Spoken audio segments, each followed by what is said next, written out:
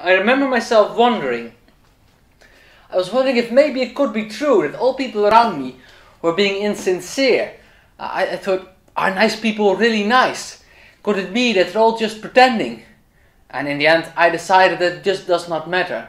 If people are trying to be nice, it's still nice that they're trying, even if it's insincere. And that train of thought recently resurfaced somewhere in my head. I began to have the exact same thoughts again. And of course I came to this very same conclusion again. But this time the very same conclusion was not satisfying. Last time it was, this time it definitely wasn't. Because this time my brain came up with an absurd question. If I'd be happy with people being insincere when they're being nice, doesn't that mean that I should strive to be more insincere myself? I am not nice, or at least not very nice. I'm only ever nice in moderation. But that's just because I'm being sincere. I'm only ever as nice as I just am naturally. And quite frankly, that's not enough. Because if I were to be way more insincere, I could be way nicer. I could pretend to be invested in people's lives, just to be nice, and then I would be nice. I could smile more often. That's literally the first thing on the first page when I Google how to be nice. I need to smile. But I'm not happy. I don't care about anyone's pets. I don't care about sport or local politics. But if I'm insincere, I could make people happy by pretending to care about all sorts of conversation material. But being insincere is literally a job. It's called acting. And I'm not really up for it, I think. I don't think I'm able to fake a smile to make somebody happy because I find faking a smile, for example, exhausting. It takes conscious effort. Especially if you want to smile to be somewhat realistic. Lots of people don't know this, but if you smile, not only your mouth should smile. That looks fake. And maybe even a little insulting. No, if you smile, your eyes should show happiness as well. The smile must reach all the way into your eyes somehow.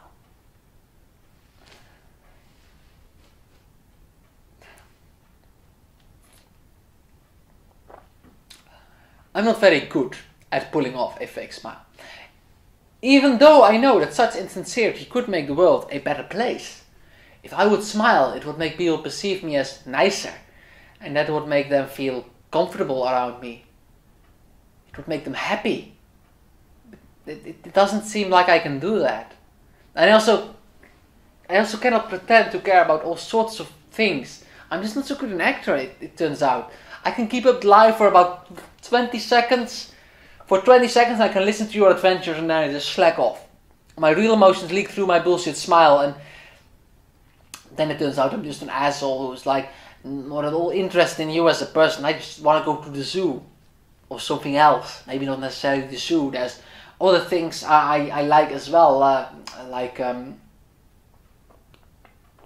food and a lot of other things that you need others for to enjoy. But of course, that is not the only reason I wish to have friends. In fact, I don't even think it's an important reason. I also need a shoulder to cry on. I need to tell people about what I go through on a daily basis. I need to get things out. I need to complain about lobsters, for example. I can't believe people don't want to admit that these creatures do experience some type of distress. I cannot believe that there's only a few people in my direct surroundings who truly want to come face to face with the truth.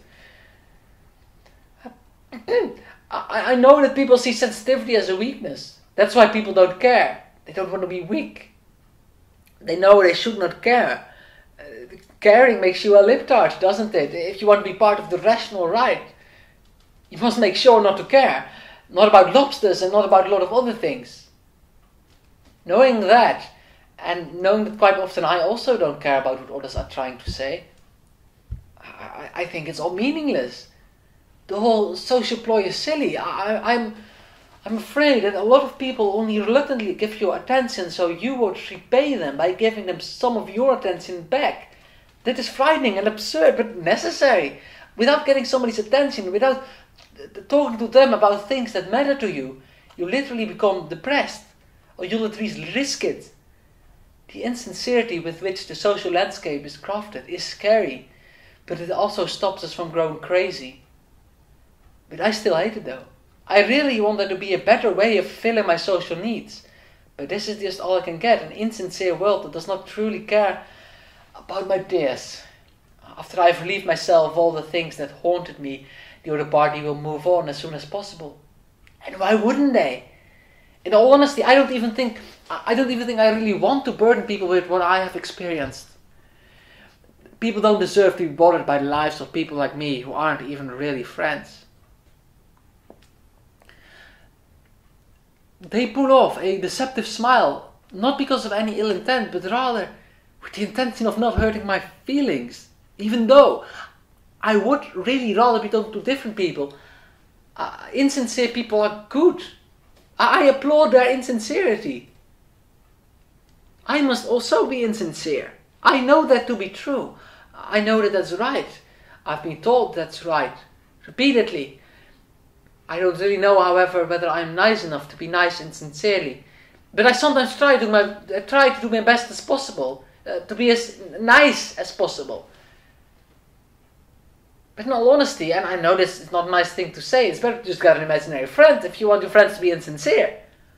Because as I've been saying, I think a lot of people don't really mean most things they say. Because they want to be nice. Especially a lot of girls. They promise to love each other disturbingly much, yet constantly someone else is their new best friend. Some friendships are already half fake and cause a lot of unnecessary conflict, so maybe you can just go all the way and start having friends that are completely imaginary. That would mean you no longer need to bother anyone with the stuff you are passionate about, or the stuff that has seriously bothered you.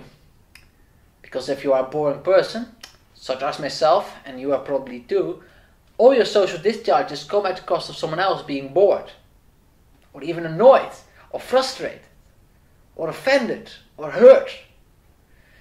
And therefore it can be good to substitute your real friends for imaginary ones, I reckon. Of course, I know that a lot of people don't need to, but I also know that some people do need to substitute their real friends. Because sometimes real friends are unable to give you the things you need on an emotional level. And without emotional fulfillment, almost automatically, will imaginary friends develop. Children sometimes have imaginary friends. The average child spends way too much time alone. Often the only people around are the parents. And that is not good. Children need the company of other children. Adults provide very little companionship to a child. Because I still don't know what most adult words mean. A child operates on a completely different level than adults. So as important as parents are, children also need other children to be emotionally fulfilled. And that's why the devil so often tempts parents into homeschooling their children. Because the devil wants these children to be emotionally unfulfilled. He wants them to have those imaginary friends, because there's all kinds of things you can tag onto them. And since their parents are already in the hands of the devil, those hellish ideas will not feel too extreme to the child. I do suppose that I must admit that sometimes imaginary friends can work out. Or so I heard. On Reddit and similar places, people of a certain kind have been experimenting with what they call the tulpa phenomenon. Tulpas are imaginary friends for adults, because adults also spend way too much time alone. Most social interactions of a typical single adult are work-related interactions, and that's not always good enough. So sometimes adults need to resort to imaginary friends too. They definitely do it in a very different way than children, but they do it. I personally lament that, but I do not condemn it. There are some who do condemn having imaginary friends. The YouTube skeptic community considers imaginary friends quite a big deal, for example. They think having an imaginary friend is disturbing. And I think a lot of others, including the local authorities, will agree. Maybe you yourself think that having imaginary friends is bad. Well, then I can only give you one bit of advice. If you want to make sure that you're not being hypocritical, make sure you're not somebody else's imaginary friends. Be honest, be sincere, tell people what you do think. Otherwise you risk yourself becoming an imaginary character in somebody else's head. If you think that imaginary friends are inherently wrong, you should prevent that. But how do you substitute imaginary friends? That is a good question. I have already established that having real friends can be problematic. To refresh your memory, real friends are likely not interested in a lot of things you need to talk about. They might even vehemently disagree about either your thoughts, your clothing, or any other life choices. Alarmingly, this can lead them to believe they need to play pretend in order to be nice to you, which might not be what you actually want. You might really prefer them to be honest with you. You might want your friends to be... You might not want your friends to blatantly lie to you. So for some people, in some situations, it's necessary to find a substitute for real friends, because sometimes real friendships just don't work. And sadly, imaginary friends don't work either. So we need to further substitute that as well. That is a challenge. I've also not been able to find a substitute for eggs, for example. At least not a substitute that's commercially available. So if you have a recipe with eggs, well, you just need eggs. Unfortunately, most of the time, chickpeas and bananas, which are both sometimes suggested as an egg substitute, will simply not cut it. And they are the only two substitutes that you can buy in an ordinary supermarket. Sometimes I consider becoming a farmer. Because we live in a world where somebody needs to be a farmer. And I want it to be done right. But I also want to become a famous writer, a carpenter, and a ghost. So I'll likely never become a farmer. I also think I'll likely never find a true substitute for eggs. Eggs are truly unique and irreplaceable, just like real friends. But after a long while of thinking, I figured it out. It was easy. I know the perfect substitute for both real friends and imaginary ones. The answer was almost staring me in the face. We live in the 21st century. The answer is very obvious. I am stupid. I'm an actual stupid person. There's a very good substitute for real friends. We are connected to it 24/7. And if you think, I'm going to say God, then no. God is not a substitute for real friends. God is a whole different thing. But as a fellow religious person, I applaud your religiosity if that was really what you were thinking. But there's another thing we are connected to 24/7. We connect 24/7 to the internet. This is where we find our substitute for real friends. Not only is the internet a vast place with limitless possibilities, it's also neatly divided in little groups. If you like a certain thing, whatever it might be, there's a group for that. A group where you can talk and meet interesting people. And you don't need to wonder if those people are really interested in what you have to say. You know that they do. These people are guaranteed to be sincere, otherwise they wouldn't be in that group. Say you like My Little Pony. That is a thing which in the normal world you are expected to feel ashamed about. You cannot possibly expect the real people around you to hear you talk about My Little Pony. I'm not saying that I indulge in such entertainment, but online you can find like-minded individuals. With them you can talk endlessly about whatever is your passion. And you will never need to wonder if they're just pretending, because you know they're interested. That's what they started up their computers for. Internet friends are a great substitute for real friends. Often you can talk to them with even greater engagement than with real friends. Your real friends are only ever the people who happen to be available to you. People from work or from school or neighbors. It's not about selection. But on the internet you can potentially become friends with everybody. The internet is like an infinite bus. Many millions of people, and unlike the people on a bus, it's socially acceptable to talk to them. That's a great perk of living in the 21st century. I think I wouldn't want to live in any other time. It's great. And I do admit, the internet can be bad news. It can be evil. It gave primitive individuals access to porn and a lot of other unacceptable material. But we can also use the internet for good things. Let's do that. Let's do that. I very seriously think you should look for friends on the internet.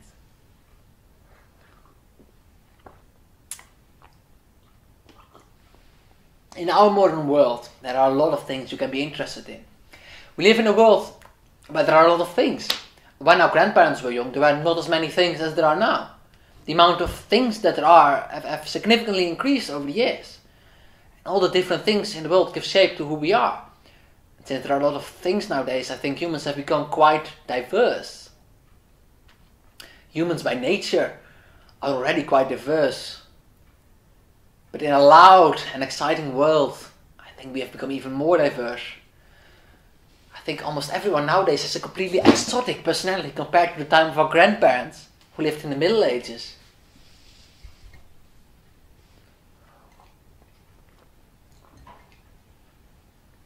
It's not unimaginable that nobody at school or nobody at work or anywhere in the real world truly understands you. Because you might just be a little different. Atypical, psychologists say, which is basically a friendly substitute for weird. You might be so weird, people have difficulty being invested in you as a person. You might find that you're always the third wheel, or any other odd number. And then I advise you not to listen to your parents, and go to the internet, and make friends there. Because for everyone there's a place where they can be as popular as the cool kids. You might think that's a ridiculous claim though, and you'd be right about it being ridiculous. It's ridiculous to claim that everyone can be popular. You know, why would people have the same interest? Why would people who have the same interest in you be interested in you as a person? Can you even be sure that they respect you? Obviously you can't be sure. But it's extremely likely that people who are interested in a certain topic are also very similar people. I think My Little Pony is the best example of this. So I'm just going to use that example again. My Little Pony is basically a show for people who are extremely gay, but not necessarily a real homosexual. And I don't mean that as an insult. You see, being interested in a certain thing is almost always more than just liking that thing. In a certain sense, everything is a religion. Because what you like is for a large part determined by your personal ethos and way of thinking. And your way of thinking and personal ethos can in turn be influenced by what you like. So when you find people who like the same things as you, it's very likely that they are also similar to you in a lot of other ways. They probably have very similar values. Of course, they might also not. But I think the chances are high that those chances are low.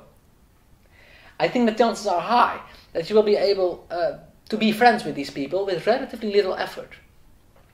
In a sense, you belong to the same religious group, which in my opinion is, unfortunately, very unfortunately, the most important part of a friendship. So for your own sake, stop listening to your parents as soon as possible, or any other adult who tells you that real friends are superior. Old people are so bitter towards the internet. For very good reasons. The memes that are currently dank are extremely disturbing to the uninitiated. They have every right in the world to warn you for the internet, even if the dank memes are not as bad as they would think. In reality, almost nobody is a communist, for example. It's all just shits and giggles. But at the same time, a lot of people are actual porn addicts. And that is a problem. Because the porn industry is almost as wicked as the McDonald's. So the internet does have its fair share of problems. However, for a lot of people, the internet can save them. For some, it's the only place they can go. For the most neurotypical of people, it sounds absolutely mental to seek refuge on the internet. I understand that. I understand why quite a lot of people think that having friends over the internet is unacceptable. I understand why people think that it's better for you to talk to real people, but that's not always a viable option. If you criticize someone for having internet friends, you are essentially doing the very same thing as telling a little African kid that they're having an unhealthy diet. You must realize that for some people, real friendships could be not really an option at all. Sometimes real friendships can be hard to attain for all kinds of reasons. For some people, it's a choice between having imaginary friends and friends over the internet. And I think it could even be good for everyone. A lot of real friends, a lot of real friendships are barely natural. Often a friendship is two people forcing themselves to like the other person because they know they need to be friends for practical purposes.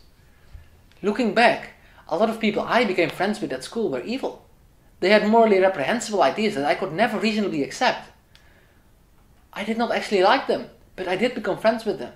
Because I had to be friends with somebody. This is often the case if you met at school. At school, it's a necessary survival tactic to form friendships. Otherwise you go crazy.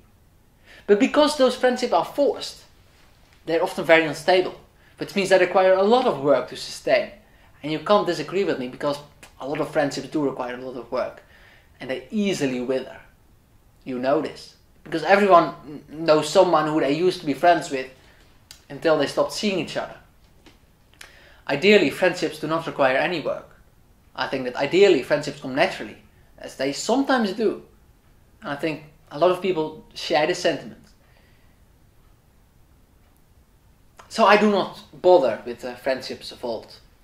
Calvinism is, in my opinion, a horrible ideology. And since I grew up in a Calvinist environment, most of my friends were Calvinists who believed things that in my worldview were unacceptable. And it has even gotten worse since. I used to pretend that these conflicting worldviews of us did not matter. But in reality it did. Our teachers in front of the classroom could literally advocate genocide, as you do when you're a Calvinist. And my fellow students would agree. It is not acceptable to condone genocide.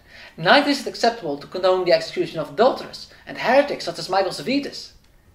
Especially if at the same time you think that your personal sins are not counted by God. It is evil. And in all honesty, I don't think it's right to be friends with people who are evil. It sure is good to act friendly to everyone, but it's absolutely wrong, in my opinion, to associate yourself with them. And it's also wrong to pretend that you have no beef with them. I think they're evil. And if I don't make it abundantly clear, every word I'd ever say to them would be a lie by omission. They also think I am evil. In fact, though they would never kill me themselves, they would consider it righteous for me to be executed by the religious authorities. Because make no mistake, when Calvinism is in a position of power, this is how their world works. Calvinism now is only a reasonably peaceful religion because they're not currently in any position of power.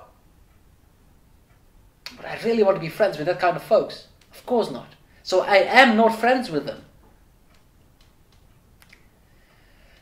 But back in the day, I had no choice because I did not know any better. I did not know that it was acceptable to have meaningful friendships online. I wasted a lot of my life. You know, the first time I got exposed to the idea of internet friends was when playing a certain popular tower defense game featuring monkeys. You're probably familiar with it. It was a great game, and there was also a multiplayer co-op mode. And obviously this co-op mode would come with a chat, where you could talk to absolute strangers. And in that chat I ended up in a deep conversation, far past wave 100. It was lovely. And in retrospect it was the best time of my life. They asked me if I wanted to add them on the popular social media site run by the Lizard Man. I declined, because I thought it was morally wrong to have friends over the internet. Because that's what I had learned. I threw away a possible good friendship because I wanted to listen to my parents. My parents had said to me that strangers on the internet could potentially be evil, and I should not try to make friends online. Obviously, it was really just my mother who said that, because naturally my dad isn't the one who raised me. It's mothers who raise the children. I listened to mine, and I still regret it to this day.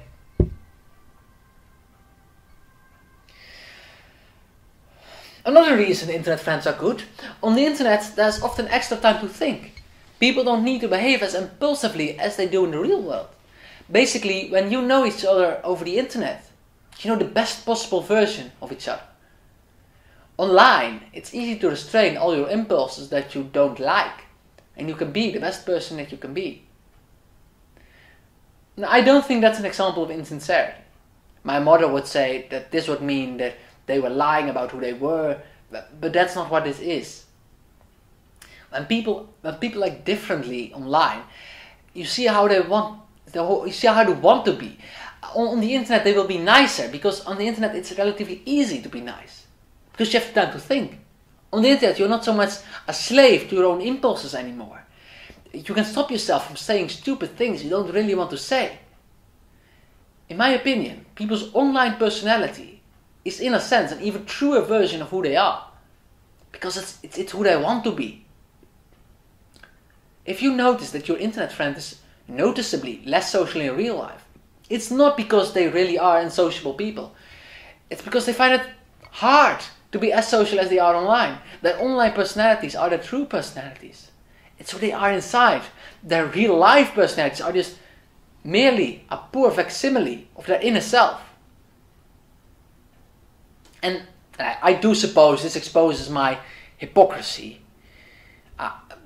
Because this basically means that all insincerity is justified when it's with good intentions. And that's true. I think when I said I had to be insincere myself, I think I meant it, even though at the very same time I legitimately do not like insincerity. But the insincerity of the internet bothers me a lot less. I don't entirely know for sure why exactly it bothers me less, but I do think I have some kind of theory. I think the insincerity on the internet is more likely to be closer to the truth. I think the best way to explain the difference is that on the internet people are not reluctant. People there are not being insincere because they feel like they need to. The insincerity on the internet is most certainly always done out of niceness. It's never as tactical as it is in the real world.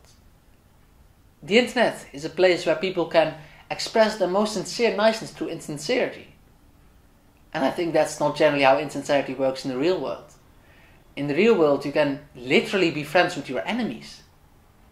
Besides, I think lies altogether are harder to pull off on the internet, because the internet never forgets your previous statements. I also like how the insincerity on the internet does not discriminate. It does not take talent to be nice online. Online we can all be nice if we want, even if we are extremely socially challenged. I think in many ways the internet is like an exorcism. In our day-to-day lives we often don't manage to be the way we want to be. Most popularly this is lamented by St. Paul, even though he was quoting others.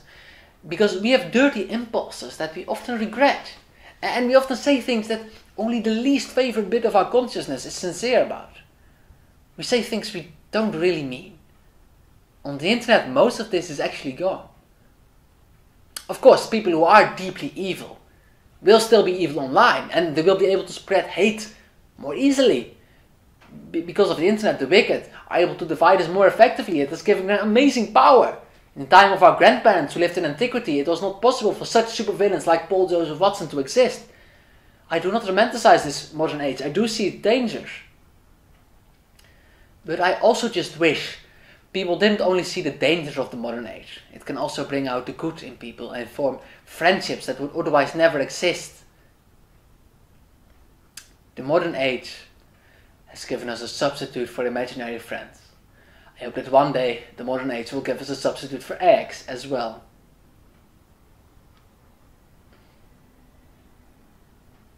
That does sound like a good final statement.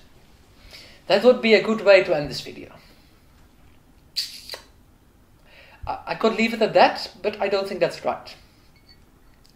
Pure positivity about something usually comes from a place of ignorance, because most things are not purely positive. I do celebrate online friendships, but I also have to briefly mention its shadow side as well. Because there's one word that people keep using, and this word is used as a great justification of great evil. Toxic. You are probably familiar with the phrase, cut toxic people out of your life. Such a cruel statement. It's both said in the real world as well as online, but it's mostly an internet thing, and it's a truly misguided thing to say. The people you might perceive as toxic are not villains. They're usually just people who go through some kind of shit, which might lead them to demand more love than you can give them. Or maybe they see that you are going through some kind of shit yourself, and they try to help you in a way that you might not find appealing. So that's a moment of crisis, and that's the worst moment to get someone out of your life.